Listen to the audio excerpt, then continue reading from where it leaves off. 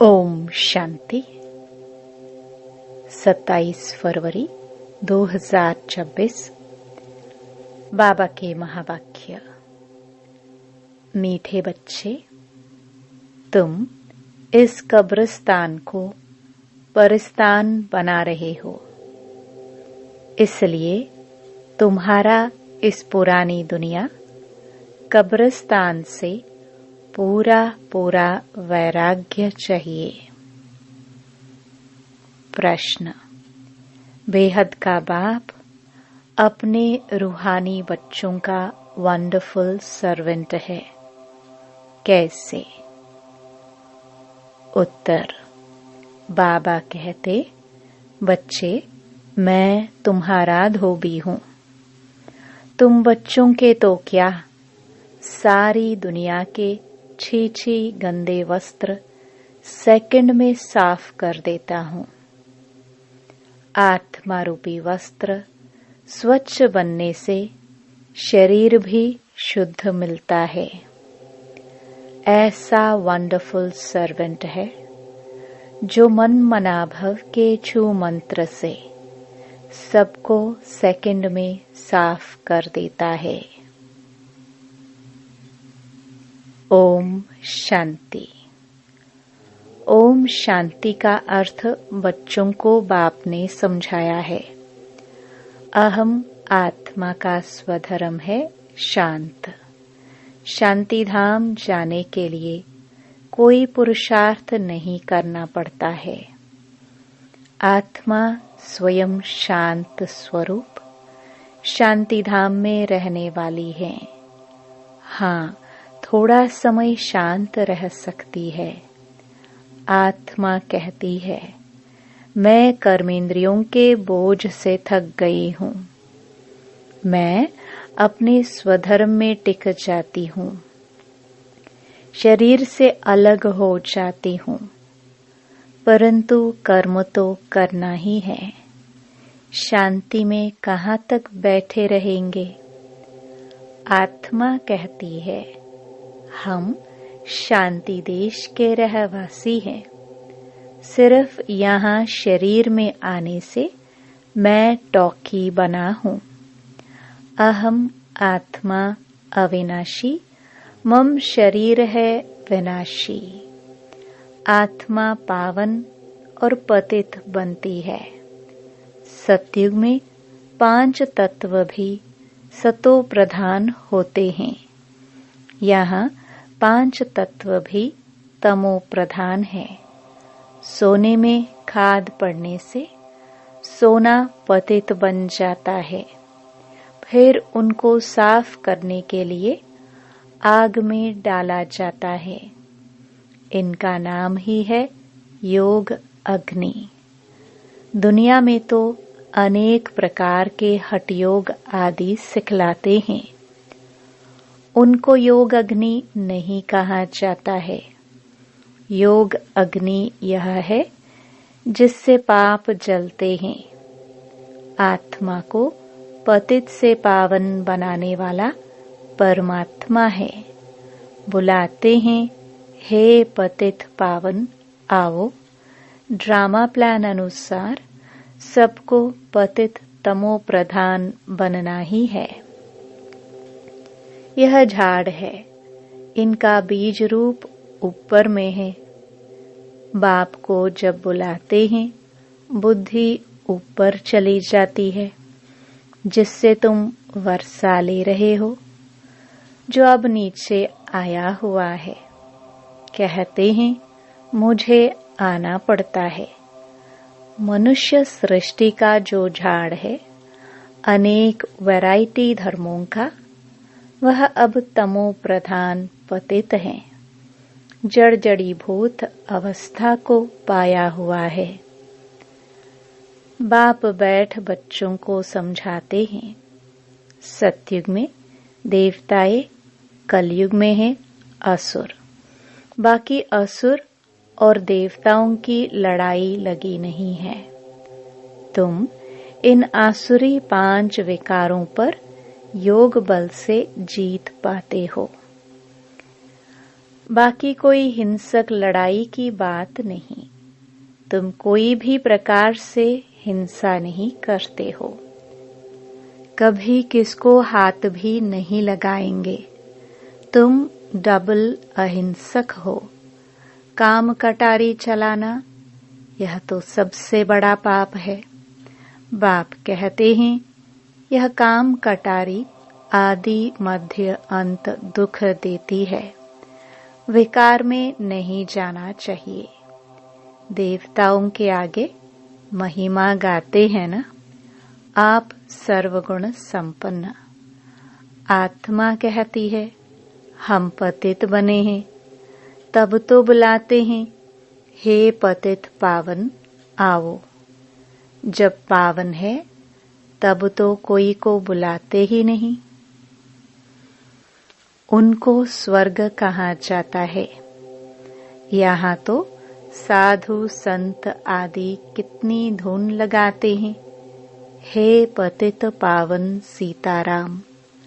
बाप कहते हैं इस समय सारी दुनिया पतित है, इसमें भी किसका दोष नहीं है। यह ड्रामा बना बनाया है। जब तक मैं आऊं इन्हों को अपना पाठ बजाना है। ज्ञान और भक्ति फिर है वैराग्य, पुरानी दुनिया से वैराग्य। यह है बेहद का वैराग्य, उन्हों का है हद का वैराग्य। तुम जानते हो यह पुरानी दुनिया अब खत्म होनी है। नया घर बनाते हैं तो पुराने घर से वैराग्य हो जाता है ना।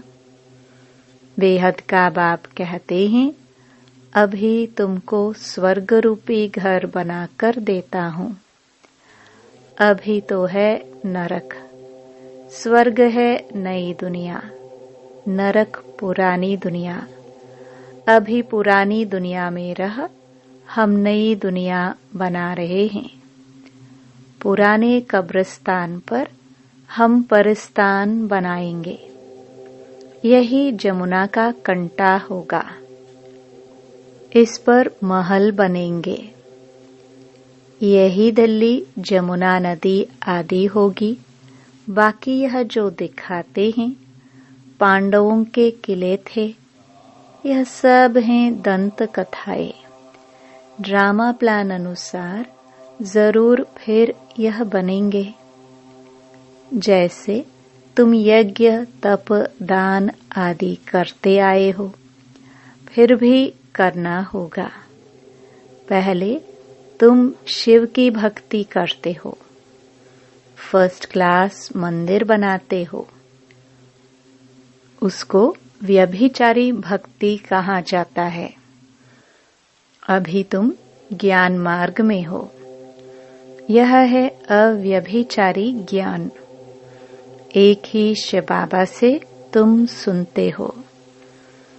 जिसकी पहले पहले तुमने भक्ति शुरू की, उस समय और कोई धर्म होते नहीं, तुम ही होते हो। तुम बहुत सुखी रहते हो। देवता धर्म बहुत सुख देने वाला है। नाम लेने से मुख मीठा हो जाता है, तो तुम एक बाप से ही ज्ञान सुनते हो। बाप कहते हैं और कोई से ना सुनो। यह है तुम्हारा अव्यभिचारी ज्ञान। बेहद के बाप के तुम बने हो। बाप से ही वर्षा मिलेगा, नंबरवार पुरुषार्थ अनुसार। बाप भी थोड़े समय के लिए साकार में आया हुआ है। कहते हैं मुझे ही तुम बच्चों को ज्ञान देना है। मेरा स्थायी शरीर है नहीं, मैं इसमें प्रवेश करता हूँ। शिव जयंती से फिर झट गीता जयंती हो जाती है। उनसे ही ज्ञान शुरू कर देते हैं। यह रूहानी विद्या तुमको सुप्रीम रूह ही दे रहे हैं, पानी की बात नहीं। पानी को थोड़े ज्ञान कहेंगे, पतित से पावन ज्ञान से बनेंगे। पानी से थोड़े पावन बनेंगे। नदियां तो सारी दुनिया में है ही। यह तो ज्ञान सागर बाप आते हैं, इसमें प्रवेश कर नॉलेज सुनाते हैं। यहाँ जब कोई मरते हैं तो मुख में गंगा का जल डालते हैं, समझते हैं यह जल है पतित से पावन बनाने वाला, तो स्वर्ग में चला जाएगा। यहाँ भी गौमुख पर जाते हैं। वास्तव में गौमुख तुम चैतन्य हो, तुम्हारे मुख से ज्ञानामृत निकलता है। गौ से दूध मिलता है, पानी की तो बात नहीं। यह अभी तुमको पता पड़ा है। तुम जानते हो ड्रामा में जो एक बार हो गया है वह फिर 5000 वर्ष के बाद होगा। हूबहू रिपीट। यह बाप बैठ समझाते हैं, जो सभी का सद्गति दाता है।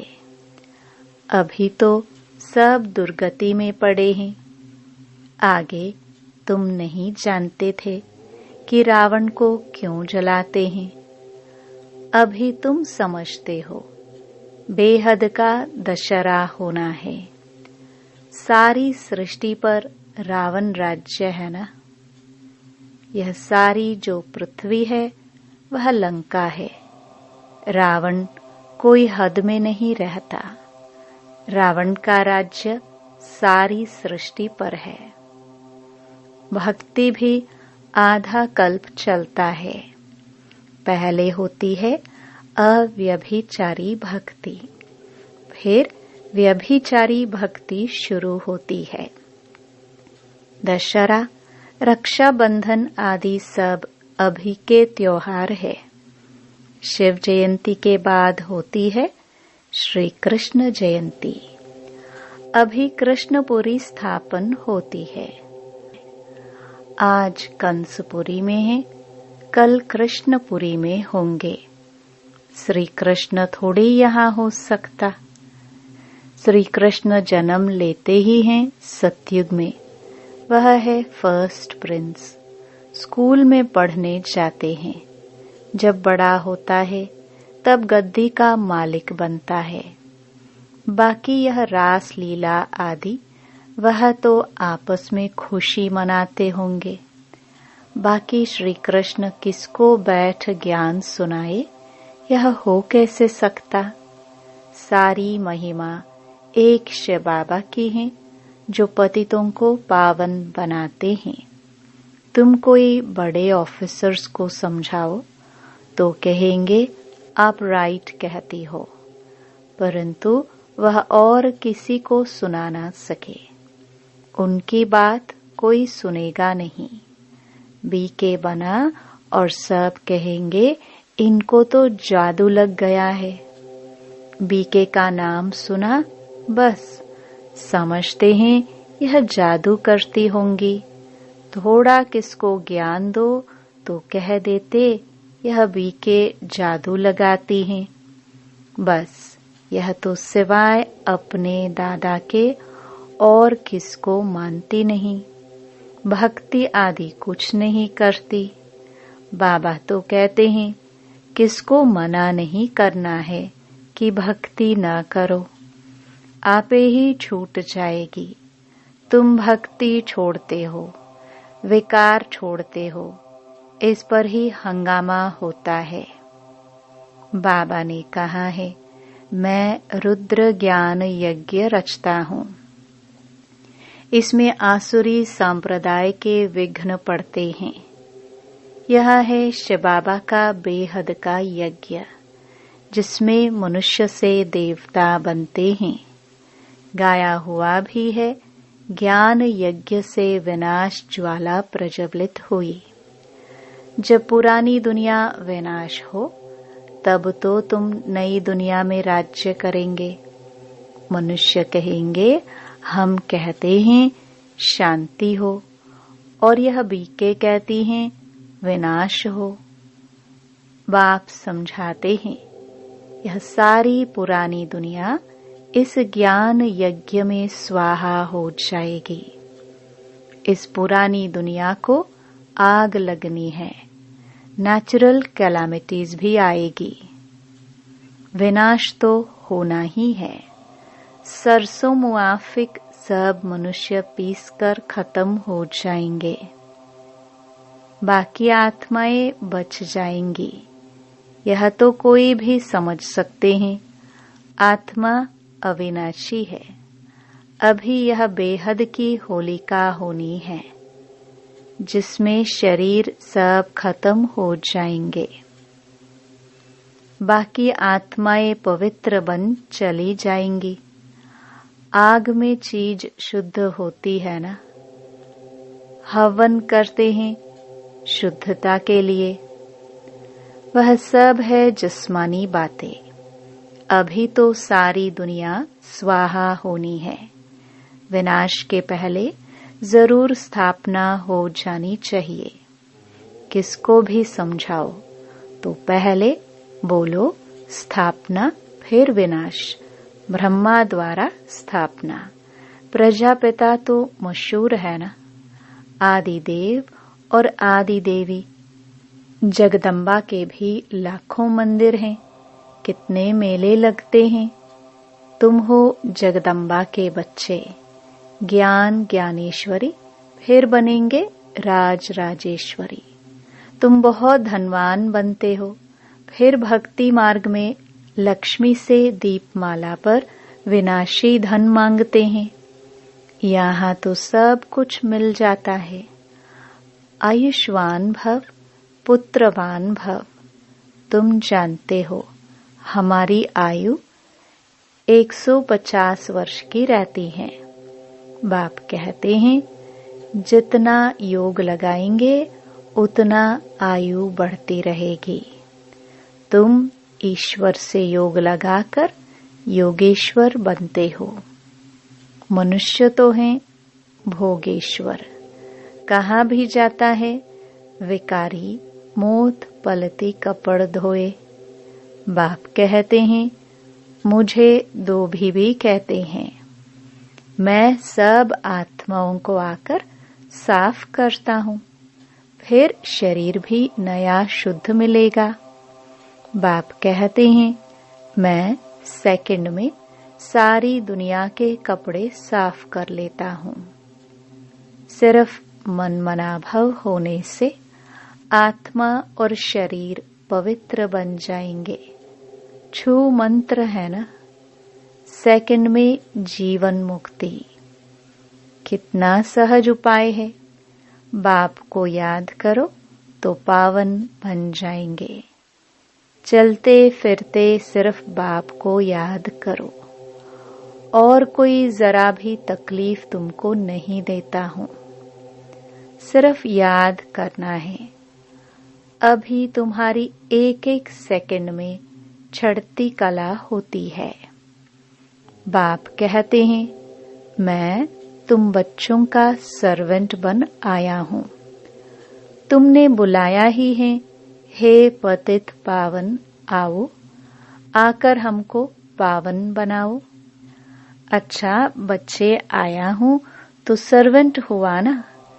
जब तुम बहुत पतित बने हो तभी जोर से चिल्लाते हो। अब मैं आया हूँ। मैं कल्प कल्प आकर तुम बच्चों को यह मंत्र देता हूँ। मुझे याद करो तो तुम पावन बन जाएंगे। मन मनाभव का अर्थ भी है। मन मनाभव मध्याजी भव अर्थात बाप को याद करो तो विष्णुपुरी के मालिक बनेंगे। तुम आए ही हो विष्णुपुरी का राज्य लेने। रावणपुरी के बाद है विष्णुपुरी, कंसपुरी के बाद कृष्णपुरी। कितना सहज समझाया जाता है। बाप कहते हैं इस पुरानी दुनिया से ममत्व मिटा दो। अभी हमने 84 जन्म पूरे किए हैं। यह पुराना छोला छोड़कर हम जाएंगे नई दुनिया में। याद से ही तुम्हारे पाप कटते जाएंगे। इतनी हिम्मत करनी चाहिए। वह तो ब्रह्म को याद करते हैं, समझते हैं ब्रह्म में लीन हो जाएंगे, परंतु ब्रह्म तो है रहने का स्थान। वो लोग तपस्या में बैठ जाते हैं, बस हम ब्रह्म में जाकर लीन हो जाएंगे, परंतु वापस तो कोई जा नहीं सकते। ब्रह्म से योग लगाने से पावन तो बनेंगे नहीं। एक भी जाना सके, पुनर्जन्म तो लेना ही है। बाप आकर सच बतलाते हैं। सचखंड सच्चा बाबा स्थापन करते हैं। रावण आकर झूठ खंड बनाते हैं। अभी यह है संगम युग। इसमें तुम उत्तम से उत्तम बनते हो, इसलिए इनको पुरुषोत्तम कहा जाता है। तुम कौड़ी से हीरे जैसा बनते हो। यह है बेहद की बात। उत्तम से उत्तम मनुष्य है देवता है। तो अभी पुरुषोत्तम संगम युग पर तुम बैठे हो। तुमको पुरुषोत्तम बनाने वाला है ऊंच ते ऊंच बाप। ऊंच ते ऊंच स्वर्ग का वर्षा तुमको देते हैं, फिर यह तुम भूलते क्यों हो? बाप कहते हैं मुझे याद करो। बच्चे कहते हैं बाबा कृपा करो, तो हम भूले नहीं। यह कैसे हो सकता? बाबा के डायरेक्शन पर चलना है ना। बाप कहते हैं मुझे याद करो तो तुम पतित से पावन बन जाएंगे। राय पर चलो ना, बाकी आशीर्वाद क्या करूं?